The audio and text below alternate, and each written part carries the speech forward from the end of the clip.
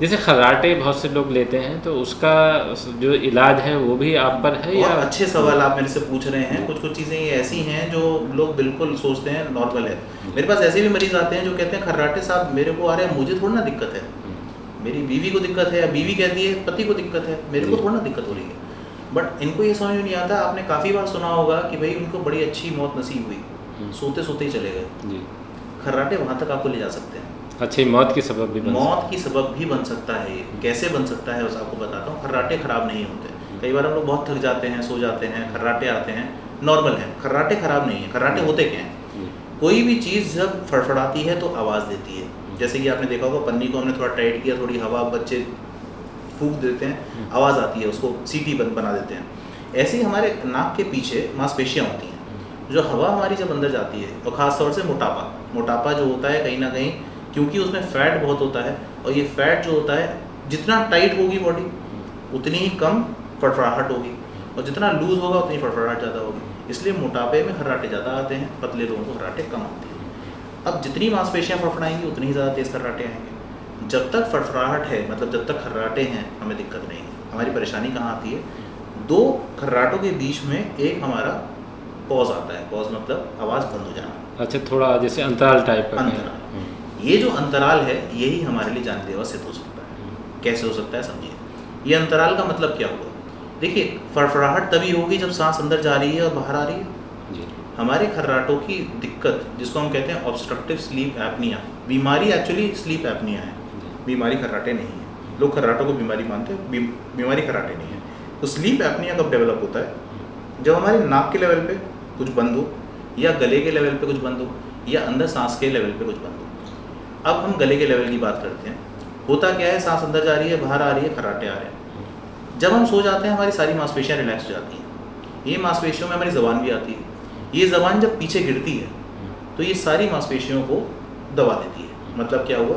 सांस नाक से अंदर जा ही नहीं सकती। मुंह आपका खुला भी है तो भी ज़बान के ऊपर के लेवल पे है। ज़बान ने सारी मांसपेशियों को बंद कर दिया। अब क्या हुआ? सांस ऊपर की ऊपर रह गई, अंदर की अंदर रह गई। मतलब आपको उस टाइम पे सांस आ ही नहीं रही। मतलब दो खर्राटों के बीच के अंतराल में आपको सांस ही नहीं आ रही। जब ये सांस ना तो फेफड़ों में जा रही है, ना दिमाग में जा रही है, ऑक्सीजन फेफड़ों में नहीं जाएगी, दिमाग में नहीं जाएगी, तो क्या होगा आप समझ सकते हैं। हल्के हल्के लोगों के साथ क्या क्या चीज़ें शुरू हो सकती हैं इस चीज़ की वजह से। लोगों का मेमोरी कम होना, मतलब मेमोरी कमज़ोर, वो सोच नहीं पाते, उनकी समझ की शक्ति कम हो जाती है। चिड़चिड़ापन होना, क्योंकि वो रात में नहीं सो पा रहे हैं। एक्चुअली ये नींद नहीं है, उस टाइम पे आपको नींद नहीं आ रही। अच्छा, जब खर्राटे आ रहे हैं तो नींद नहीं आती?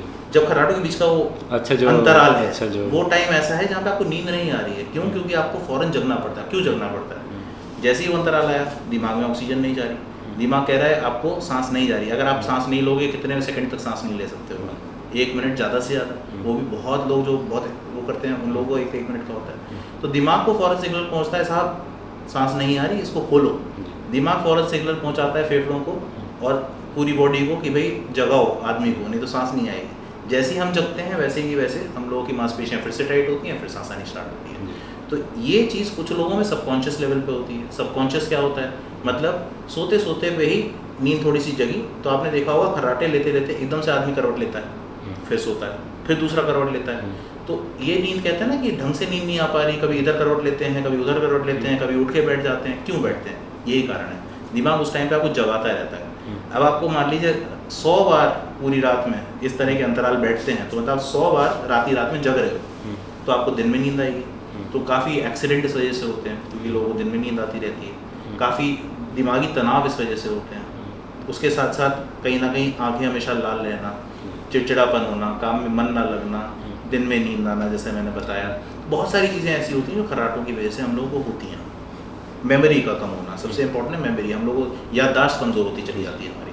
तो खर्राटे छोटी मोटी बीमारी नहीं है। खर्राटे डॉक्टर साहब ने एक तरह से आंखें खोलने वाली बात कही बीमारी को लेकर, ये मौत का सबब भी हो सकता है। मौत का सबब भी हो सकता है। इलाज क्या है फिर इसका? मौत का सबब कैसे हो सकता है वो बहुत ज़रूरी है समझना, और सब लोगों को समझना बहुत ज़रूरी है। मौत का सबब ऐसे हो सकता है, कई बार हम डॉक्टरों के पास, गलत डॉक्टर की मैंने वही बात करी।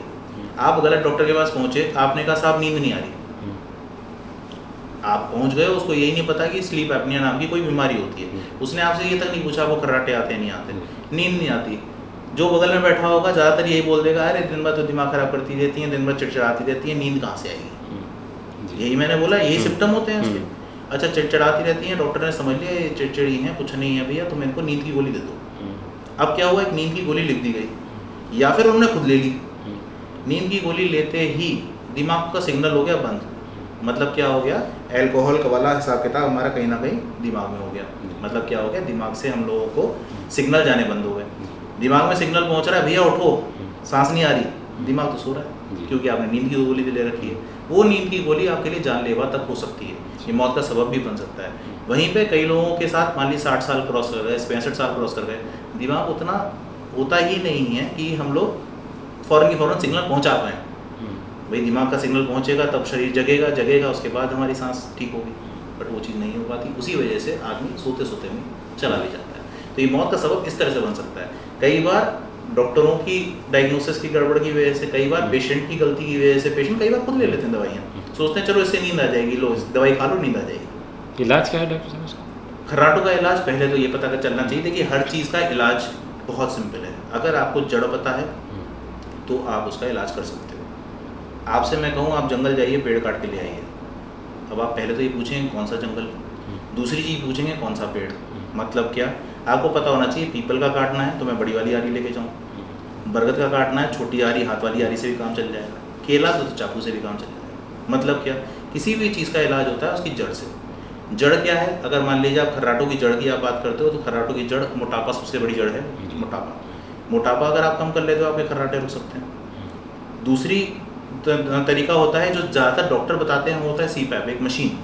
बट उसकी सबसे बड़ी दिक्कत क्या होती है कि आपको पूरी रात वो मशीन लगा के सोना पड़ता है। मशीन करती क्या है, कंटिन्यूस पॉजिटिव एयरवे प्रेशर। मतलब क्या हुआ, आपकी सांस को अंदर छोड़ती है। हमारी परेशानी क्या थी, ज़बान जो थी वो गिर गई थी पीछे। अब क्या हुआ, यहाँ से प्रेशर आया और ज़बान को आगे किया उसने, सांस अंदर गई और फिर उसने प्रेशर छोड़ दिया, फिर ज़बान पीछे गई, फिर वहाँ से प्रेशर आया, ज़बान को आगे किया, हवा अंदर गई। हमारी परेशानी तो ये थी सांस अंदर नहीं जा पा रही। तो ये मशीन का काम होता है लगातार हवा को छोड़ना और ज़बान को आगे रखना ताकि हम लोगों को ये परेशानी ना हो। बट कब तक लगाएंगे, कैसे पॉसिबल है भाई, दी जाती हैं, लोग लगा भी रहे हैं, मैंने भी बरेली में काफ़ी लोगों को लगवाई हैं। बट कहीं ना कहीं मुझे ये लगता है उससे बहुत अच्छा है अपना मोटापा कम करना, जो बीमारियां हैं उसको दूर करना, किस वजह से हम लोगों की रुकावट आ रही है उसको दूर करना। वो अगर हमने कर लिया तो हम लोगों को इन सब चीज़ों की ज़रूरत नहीं पड़ती। डॉक्टर साहब ने आंखें खोलने वाली बात कही है, और बहुत से लोगों के साथ ये मैंने देखा है कि अगर पत्नी ये कहती हैं कि खर्राटे आते हैं आपको, इसे इग्नोर करते हैं और लगातार इस बात पर बहस होती है कि उन्हें खर्राटे नहीं आ रहे। बच्चे भी अगर कहते हैं तो वो ये कह के कि शायद ये झूठ बोल रहे हैं। इसे बहुत सीरियसली लेने की बात है, क्योंकि डॉक्टर साहब ने जो चीज़ बताई है खर्राटों को लेकर कि मौत का सबब बन सकते हैं, तो ऐसे में हमें जाग जाना चाहिए।